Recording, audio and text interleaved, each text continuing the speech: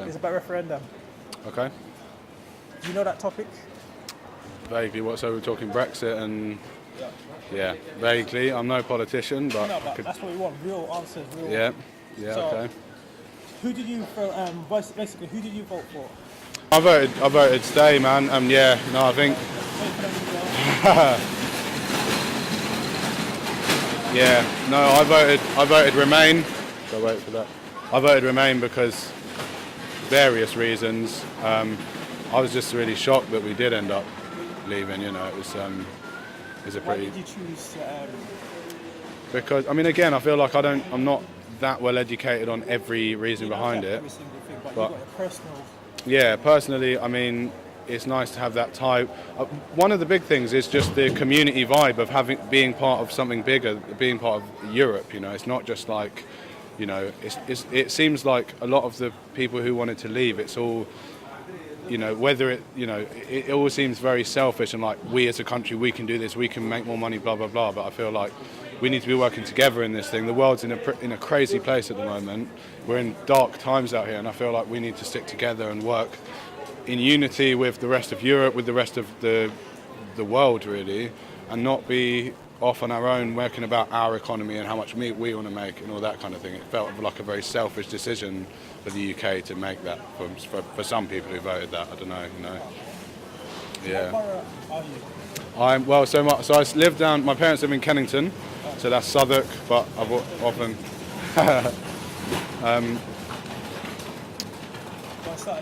Yeah, so my parents live in Kennington, which is in Southwark, but I spend a lot of time down here in Lambeth and Brixton, and yeah, but I live in Brighton in South Coast. Yeah. So Brighton, what was the votes up there? Like the dominated votes. Brighton was as a Remain vote mostly. As I say, it's a bit more liberal up there with the recent parliamentary vote. That was more. There was a lot. As I say, Green Party got in, which is quite rare. It's the only council in the UK which is Green Party are actually in power. And yeah, I think it's cool, man, because people up there are quite. It's quite a like liberal way of thinking and stuff, which I quite like. But yeah, that was a Remain vote majority up there. Yeah. Have you got a passport at this moment? Oh yeah, I do. Yeah. Your passport's in date or out of date, or is about to be out of date? It's in date. Yeah, out of date in a couple of years or something, I think. So. And you don't know how is it going to affect you when you have to renew your passport? That's right, man. That's right. It's scary. It's a weird thing, and it's that transition stage now where it's all. It's all theoretical, and I think even when the vote happened, it was all very. This might happen. NHS might crumble. We might, you know, it was all very speculative. There was no like strong. Do you know what I mean? I don't know. It just felt very like vague, and it's a weird, scary time at the moment for everyone in the UK because you don't know what is coming, what Brexit is going to hold for us. You know. Have you heard about America and who came in? Oh yes. How could I miss it? What's your opinion or view about that one? Well, I believe, like most other Brits, I think it's pretty shocking. Quite a scary situation, you know, with everyone comparing Trump's recent reign, like people comparing it to Hitler and stuff, because it was all a very, very, just a crazy decision that no one really thought would happen, you know. And I think he could do some serious damage to that country. And I think he's in the state, you know, in the state of affairs that's already happened. He already is doing damage to the place.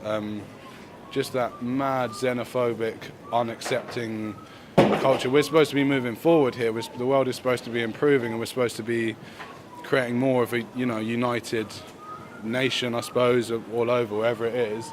And it just feels like they're stepping backwards at the moment, you know. We want to be accepting everyone and everything and working together and not creating more of a divide between everyone. And it's scary. It's scary stuff, man. So what happens if, let's say, Theresa was to go to America and come back with some of his views or his opinion? Do you reckon that would be good or bad? Very, very bad. Very bad.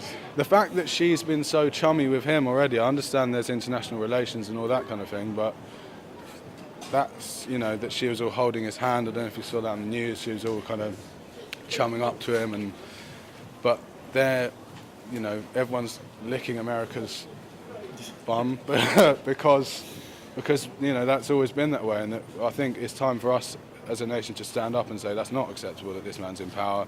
We don't support that, and we don't want to have those close ties with America. You know. That what you said about holding hands.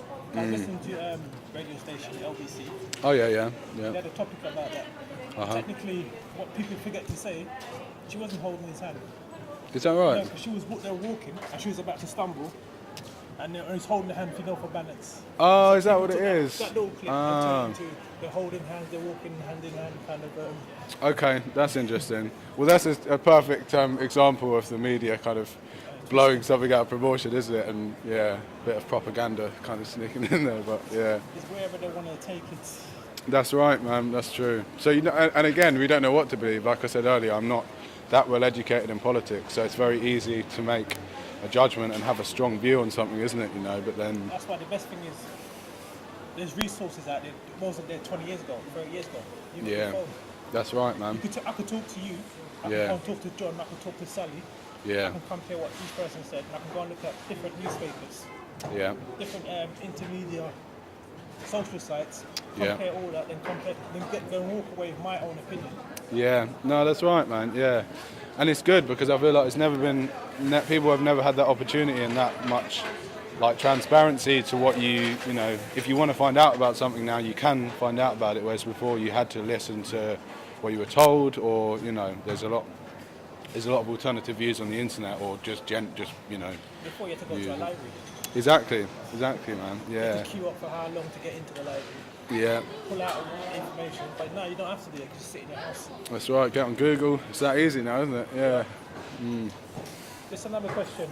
Would you be interested to flip it? You become the reporter, and you have to try and talk to someone on the streets about the same topic. Interesting. You know what? I really genuinely would be, but I'm not in a rush. But I've got to go and meet my friend at the moment. He's waiting for me. So, yeah, I feel like I've let you down there, guys. After.